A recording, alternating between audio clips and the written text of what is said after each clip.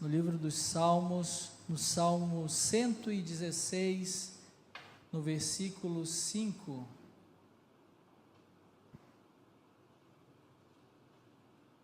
Salmo 116, versículo 5. Diz assim a palavra do Senhor: o Senhor é misericordioso e justo, o nosso Deus é compassivo. Amém? Nessa outra versão diz: compassivo e justo é o Senhor, o nosso Deus é misericordioso. Queridos, o autor deste salmo é desconhecido, mas esse salmista anônimo, ele fala do seu amor ao Senhor nesse salmo. Ele fala também que Deus ouve a sua oração, ouve a sua voz. Ele fala do seu temor da morte, da sua angústia, e de quando ele clamou ao Senhor, o Senhor atendeu a sua oração.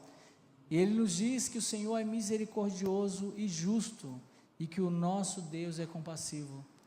Compassivo é aquele que exerce também o amor, é aquele que tem compaixão. E certamente esse salmista aqui falava sobre alguns atributos de Deus, e Deus possui alguns atributos que nos permitem conhecê-lo, alguns atributos que são comunicáveis, em que Ele compartilha conosco, como por exemplo nós temos o amor. Deus nos ama e nós também amamos uns aos outros.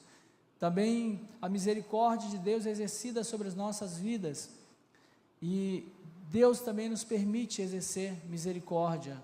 Nós temos um senso de justiça, e Deus é justo, mas há também atributos que são incomunicáveis, como a eternidade. Somente Deus é eterno, Deus não tem um começo nem um fim.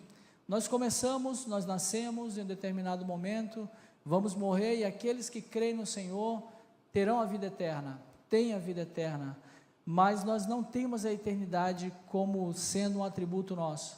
Deus também é onisciente, Ele conhece todas as coisas, Ele tem toda a sabedoria, Ele também tem a onipresença, Ele está em todo lugar, e também Ele é onipotente, Ele é o Todo-Poderoso, o poder está sobre Ele. E eu quero, nessa noite aqui, falar sobre 3 desses atributos de Deus: do amor, da misericórdia e da justiça, entendendo que o amor de Deus, ele é a essência do próprio Deus, porque Deus é amor. A gente conhece a Deus e a gente sente a Deus, a gente percebe Deus por causa do seu amor. Nessa manhã nós estávamos na escola bíblica, e a lição escrita pela psicóloga Glaucia Lima trouxe para nós uma mensagem muito interessante sobre a falibilidade do nosso amor e do amor perfeito de Deus. Ela disse o seguinte, falando sobre o amor responsivo. Ela escreveu que o amor do ser humano, ainda que seja verdadeiro, é limitado pela condição humana, é fraco, é influenciado pelas circunstâncias da vida. Já o amor de Deus é perfeito, ilimitado e incondicional. O nosso amor, ele vai variar de acordo com as circunstâncias. Nós vamos ter um sentimento talvez diferente em cada situação, mas o de Deus não. O amor de Deus é perfeito, é incondicional, ele não tem variação. E certamente que por essa condição humana de nós mesmos, a gente não tem condição de amar o nosso semelhante. A gente não tem condição de expressar o amor de forma completa, mas somente pelo amor de Deus que é derramado sobre nós por meio do seu Espírito Santo. A palavra do Senhor nos diz em Romanos, capítulo 5, versículo 5, porque Deus derramou seu amor em nossos corações por meio do Espírito Santo que Ele nos concedeu. Somente assim nós conseguimos entender o amor de Deus e conseguimos amar aos outros. Sem o amor de Deus, é impossível que nós tenhamos de fato um amor verdadeiro. Mas Deus, Ele também é rico em misericórdia. Ele nos alcançou, Ele nos olha com seu olhar de amor e nos fez com que pudéssemos ser alcançados por essa misericórdia. O apóstolo Paulo escreveu na carta aos Efésios, no capítulo 2, no versículo 4, que Deus é rico em misericórdia pelo grande amor que nos amou.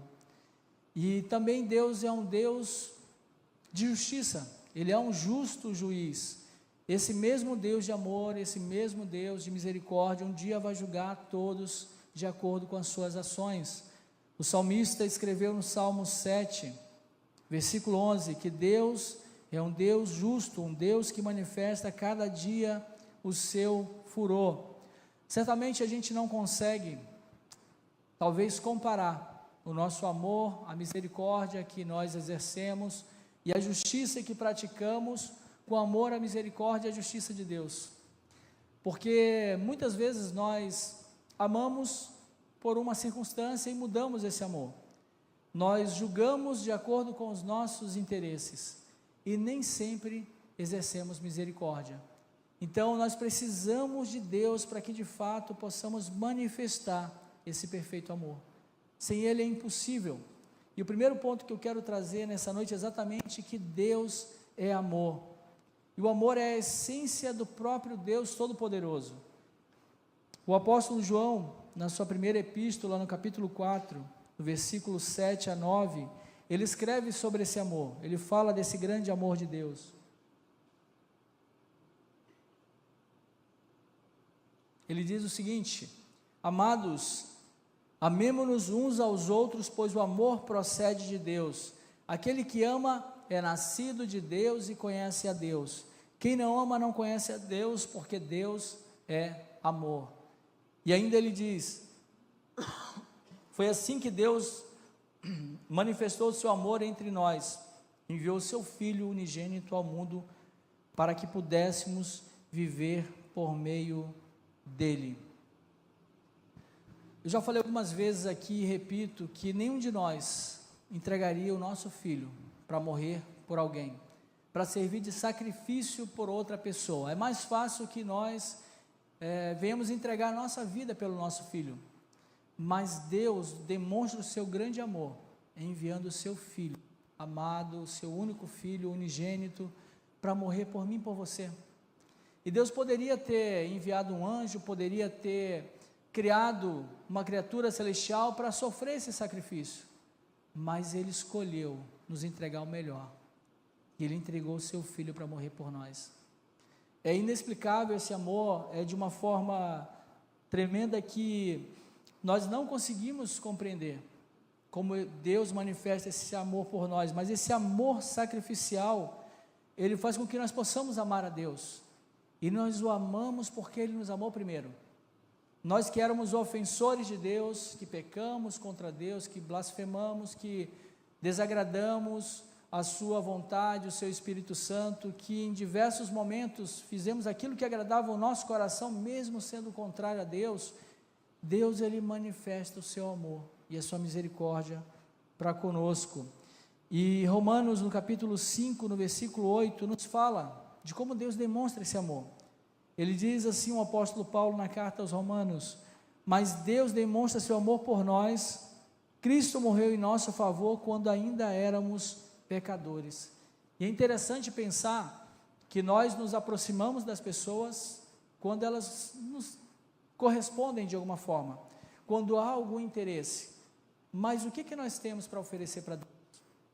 Porque Deus olha para nós e não tem nada que possa chamar a sua atenção, mas a palavra de Deus registra que esse grande amor de Deus, ele foi manifesto por meio de Jesus Cristo.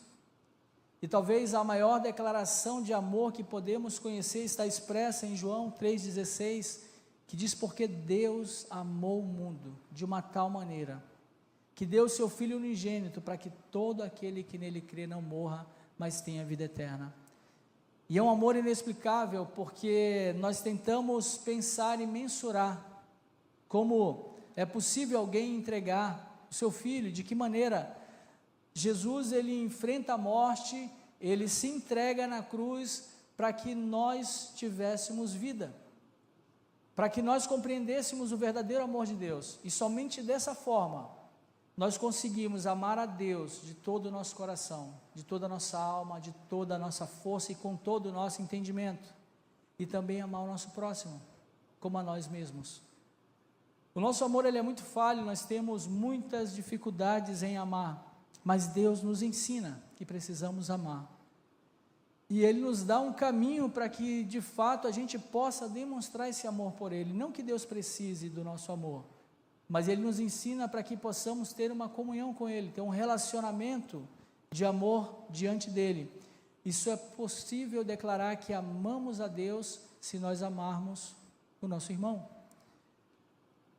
O apóstolo João, na sua primeira epístola, escreve, no capítulo 4, versículo 20, dizendo que se alguém afirmar eu amo a Deus, mas odiar seu irmão é mentiroso, pois quem não ama seu irmão a quem vê, não pode amar a Deus a quem não vê. Se nós não conseguimos expressar o amor com o nosso irmão, que está diante de nós, nós não conseguiremos de fato declarar que amamos a Deus. E a palavra nos diz que nós somos mentirosos, porque não há como você declarar um amor a um Deus que você não vê, se você não ama aquela criatura que Ele chama de filho, e que Ele colocou diante de nós, para que possamos demonstrar o nosso amor. E algo ainda mais forte, na mesma epístola de João, no capítulo 3, versículo 15, em que ele fala algo para a gente refletir, diz: sabemos que passamos da morte para a vida, porque amamos nossos irmãos, e quem não ama permanece na morte. Quem odeia seu irmão é assassino, e vocês sabem que nenhum assassino tem vida eterna em si mesmo. É algo muito forte, mas Deus compara aquele que tem ódio pelo seu irmão como um assassino. É interessante pensar que Deus estabeleceu uma lei, estabeleceu os mandamentos, e Jesus veio e trouxe para a gente uma forma prática de exercer esses mandamentos. Estava escrito: não matarás, mas o Senhor diz que aquele que odeia o seu irmão é assassino. É impressionante como o Senhor esclarece para a gente o sentido da sua palavra. E nesse mesmo estudo da manhã, em que a psicóloga Glaucia Lima escreveu um texto sobre o amor de Deus, ela fala algo que nos chama muito a atenção. Ela disse o seguinte: que alguns crentes em Jesus Cristo alimentam fantasias de que estarão no reino dos céus, apesar dos seus sentimentos de rancor e ódio por algumas pessoas. E aqui vem um sentimento e um pensamento para a gente, que lamentavelmente há muitos irmãos que não falam com os outros irmãos, seja lá por que for o motivo. Há casais que não têm relacionamento saudável entre si. Há pais que não têm um relacionamento com os filhos. E nós imaginamos e pensamos que seria possível um dia estarmos na glória com Deus. Isso não vai acontecer. Porque precisamos de fato amar a Deus sobre todas as coisas e amar o próximo. Não é fácil a gente perdoar, mas o perdão, ele é exatamente uma declaração de fé àquele que nos ofende, uma declaração de amor àquele que nos ofendeu. Foi isso que o Senhor nos fez. Ele entregou o seu Filho para morrer pelos nossos pecados, quando nós ainda éramos pecadores, quando nós éramos blasfemos, quando nós estávamos afastados de Deus e não queríamos ter um relacionamento com Ele. E Ele nos deu o exemplo. Precisamos de fato entender que esse inexplicável amor de Deus, ele é traduzido talvez por essa ação de Deus de enviar o seu Filho, e que não há nada que nos separa do amor de Deus. A palavra do Senhor nos diz em Romanos 8, versículo 38 e 39, pois estou convencido de que nem a morte, nem vida, nem anjos, nem demônios, nem presente, nem futuro, nem quaisquer poderes, nem altura, nem profundidade, nem qualquer outra coisa na criação será capaz de nos separar do amor de Deus que está em Cristo Jesus, nosso Senhor. Nada nos separa do amor de Deus. A palavra do Senhor nos diz que nem a morte, nem a vida, nem anjos, nem demônios, nem presente, nem futuro, nem qualquer outra coisa, mas tem algo que nos separa da comunhão com Deus: o nosso orgulho, a nossa falta de perdão. Isso nos tira da presença de Deus. Isso faz com que o seu amor não seja significativo em nossas vidas, porque assim como Ele nos perdoou, nós precisamos também perdoar. O segundo ponto nos fala que Deus é rico em misericórdia, e a misericórdia significa não punir quem merecia ser punido. E se a gente olhar para os nossos atos, para as nossas vidas, o que é que nós merecíamos? Nós merecíamos a condenação, nós merecíamos o inferno, nós merecíamos passar a eternidade longe de Deus, mas Deus nos alcançou com a sua infinita misericórdia, com a sua graça, que é um favor imerecido.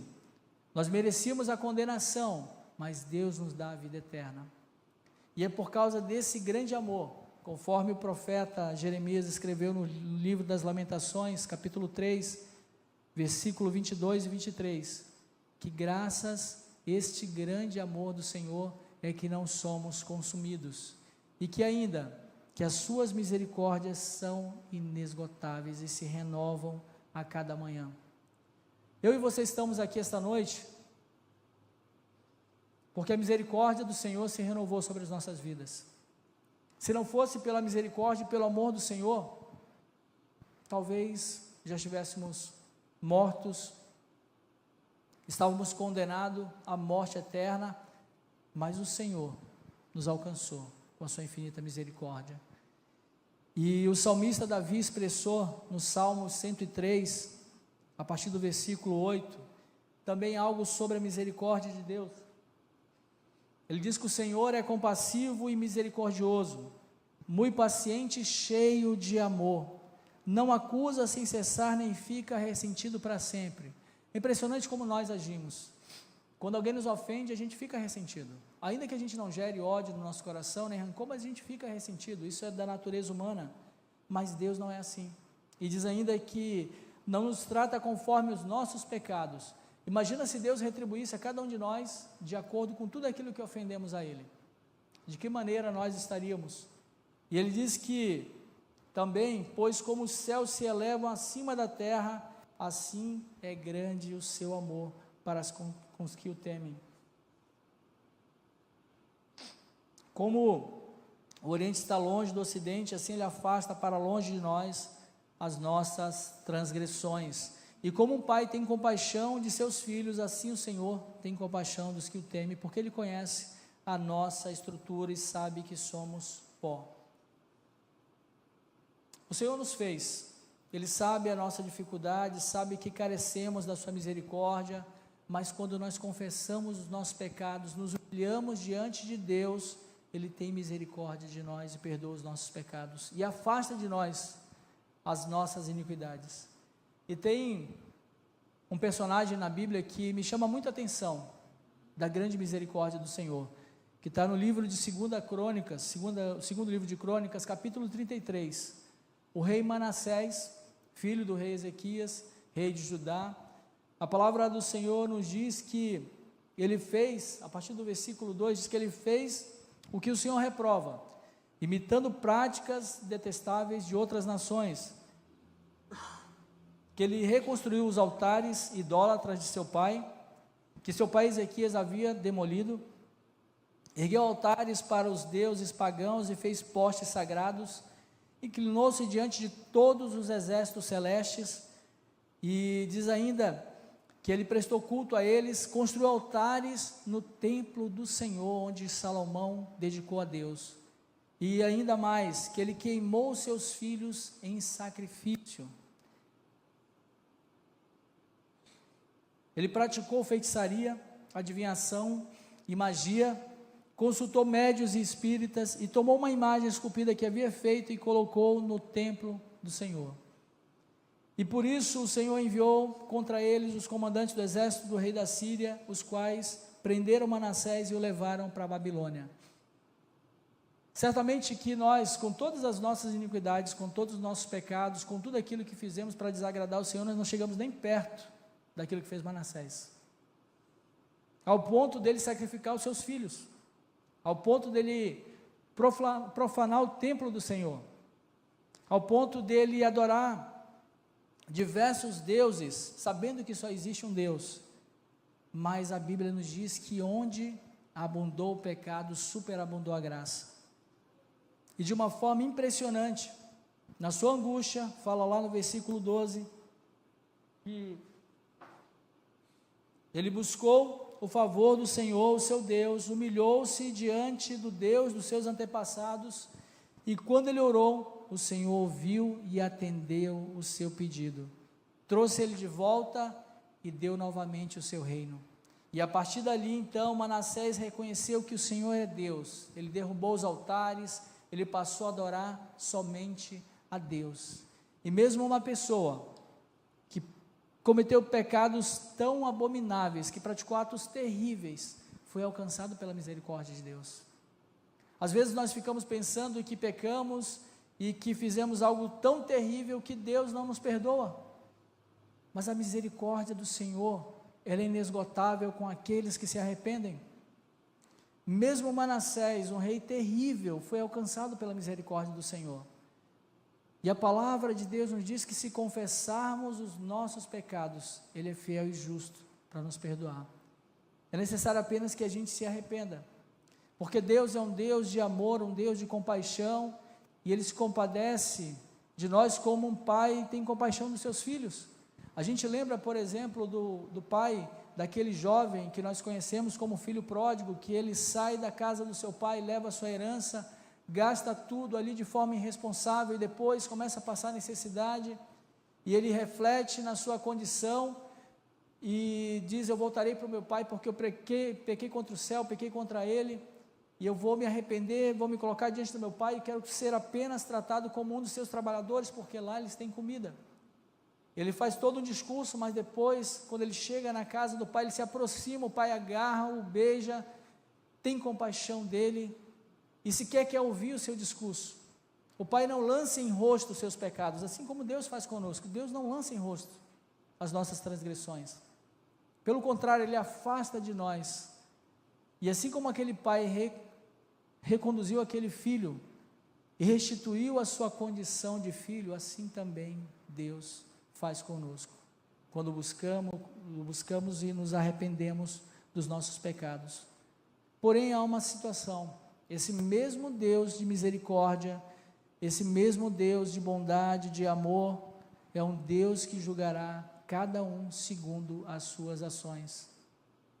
O terceiro ponto que eu quero falar nessa noite é exatamente sobre isso, que Deus é um justo juiz, e Ele manifesta a sua misericórdia, dando oportunidade para que a gente se arrependa. Ele nos permite com que tenhamos de fato a oportunidade de receber a sua graça. Está escrito em Gálatas, no capítulo 6, no versículo 7, não se deixe enganar, de Deus não se zomba, pois o que o homem semear, isso também colherá.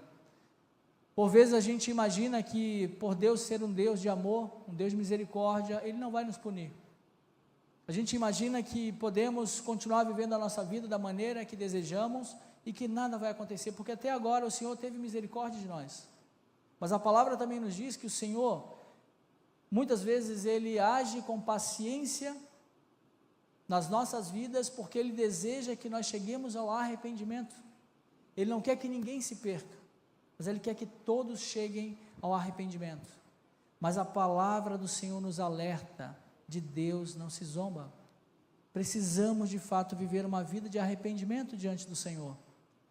O autor de Eclesiastes, que muitos atribuem aqui, a tradição atribui a Salomão, no capítulo 12, versículo 14, diz que Deus nos julgará por todos os nossos atos, incluindo o que fazemos em secreto, seja bem ou seja mal, e que um dia todos nós estaremos diante do Senhor. Não há como a gente esconder nada de Deus, porque os seus olhos estão em todo lugar. Um dia todos estaremos diante do trono do Senhor, e seremos julgados na presença dEle. E esse grande dia, o apóstolo João, ele recebeu a revelação do Senhor, que está lá em Apocalipse 20, 11 e 12, que ele fala de um grande trono branco em que Deus vai julgar as nações, em que vai julgar toda a terra, e diz que a terra e o céu fugiram da sua presença e não se encontrou lugar para eles, porque Deus é onipresente, Deus está em todo lugar. E diz ainda que ele viu também mortos grandes e pequenos de pé diante do trono, e livros foram abertos. E outro livro, o livro da vida. e os mortos foram julgados de acordo com o que tinham feito, segundo estava registrado nos livros. Há um livro de obras, em que Deus registra cada uma das nossas ações. No momento em que pecamos e nos arrependemos, também está registrado nesse livro, e o Senhor nos perdoa. Mas há um livro chamado Livro da Vida, e a palavra do Senhor nos diz que se alguém não foi encontrado, o seu nome nesse livro, diz que esta pessoa será lançada no lago de fogo, a saber, a segunda morte. Precisamos ter muito claro no nosso coração e no nosso entendimento que servimos um Deus de amor, um Deus de misericórdia, mas também um Deus de justiça, e de Deus não se zomba. Deus nos chama a uma vida de arrependimento e uma vida em que possamos estar na presença dEle, de fato, para que tenhamos uma integridade ao servi-lo. Precisamos refletir todos os dias sobre aquilo que temos vivido. É certo que se crermos no Senhor, nós não seremos condenados, porque Deus enviou seu Filho ao mundo não para condenar o mundo, mas para que o mundo fosse salvo por Ele. Mas aquele que não crê já está condenado. É necessário que também tenhamos a convicção de que aquele que está em Cristo não tem condenação alguma, mas precisamos permanecer de acordo com aquilo que Ele determinou na sua palavra. Precisamos amar a Deus sobre todas as coisas e amar o nosso próximo como a nós mesmos. Nós servimos um Deus que recompensará aqueles que obedecerem a sua palavra, que nos dará galardões e nos fará receber bênçãos por aquilo que fazemos, mas esse mesmo Deus também vai julgar aqueles que se afastarem da sua presença. Para concluir, eu quero lembrar que Deus é um Deus de amor, que Ele é um Deus cheio e rico em misericórdia, mas que também é um Deus de justiça. Precisamos entender que não temos amor de nós mesmos, precisamos abrir o nosso coração, para que o Senhor possa inundar o nosso coração com seu amor, e somente com o amor de Deus, é possível amar a Deus de todo o coração, somente com o amor de Deus conseguimos amar o nosso próximo, somente dessa forma, vamos conseguir perdoar o nosso irmão. É necessário que o nosso entendimento se faça perceber que de Deus não se zomba. Nós estamos aqui nesta noite e nós estamos diante de Deus graças ao seu grande amor, e é por isso que não fomos consumidos, e é por causa das suas misericórdias que se renovam a cada manhã, que o Senhor nos permite também permanecer na sua presença, mas um dia Ele julgará toda a terra. Precisamos ter o nosso coração e a nossa vida voltada e dedicada ao Senhor, em integridade em todos os momentos. Amém? Quero convidar os irmãos a se colocar de pé neste momento, fechar os teus olhos. A palavra do Senhor nos traz hoje uma reflexão e um chamado ao arrependimento. Deus tem falado conosco em várias ocasiões exatamente sobre isso, para que possamos de fato derramar o nosso coração diante dEle. Será que temos servido o Senhor integralmente? Será que temos servido o Senhor de todo o nosso coração, de toda a alma, de toda a força, de todo o nosso entendimento? Porque os olhos do Senhor estão em toda parte. A gente pode tentar se esconder do Senhor, se esconder na nossa família, se esconder até mesmo na igreja, mas o Senhor contempla todas as coisas, e Ele é um Deus de amor, e de misericórdia e de justiça.